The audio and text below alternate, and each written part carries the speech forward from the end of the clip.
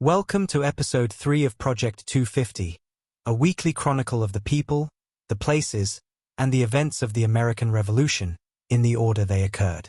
So, without further ado, here's what was happening 250 years ago this week, January 15th to 21st, 1775.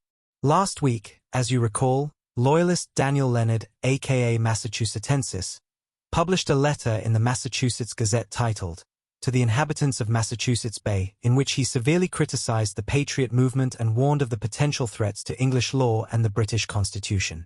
In Charleston, Francis Salvador became the first Jew elected to public office in America following his selection to the South Carolina Provincial Congress. Meanwhile, New Jersey Governor and devoted Tory, William Franklin, in his address to the Provincial Assembly, similarly delivered a stark warning regarding the dangers of rebellion and possible civil war, remarks which closely mirrored the growing personal and political rift between William and his father, Benjamin Franklin.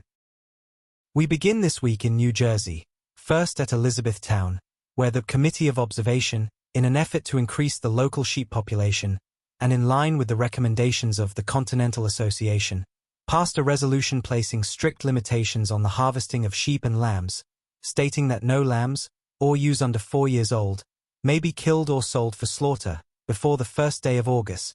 On January 17th, at Shrewsbury, a public meeting is held at Josiah Halstead's Tavern, attended by about 30 to 40 residents, all qualified voters, to discuss the formation of a local committee of observation, which would ensure compliance with the regulations set forth by the Continental Association.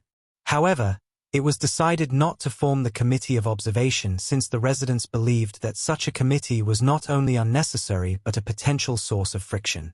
On the same day, in Charleston, the South Carolina Provincial Congress, which had convened only a week before, on January 11th, adjourned.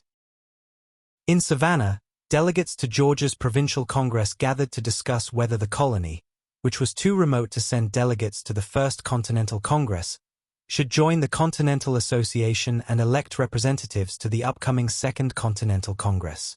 Ultimately, those who were elected declined to attend due to disagreements over what action to take. Meanwhile, in London, the petition to the King, passed by the Continental Congress, which arrived in December but was delayed until after the Christmas holidays, was finally presented to the House of Commons by Lord North on January 19th and the following day, January 20th, to the House of Lords. While judged to be decent and respectful, the petition had little practical impact at the time, or later, since, as Benjamin Franklin noted, it had arrived among a great heap of letters of intelligence from governors and officers in America, along with newspapers, pamphlets, handbills, etc.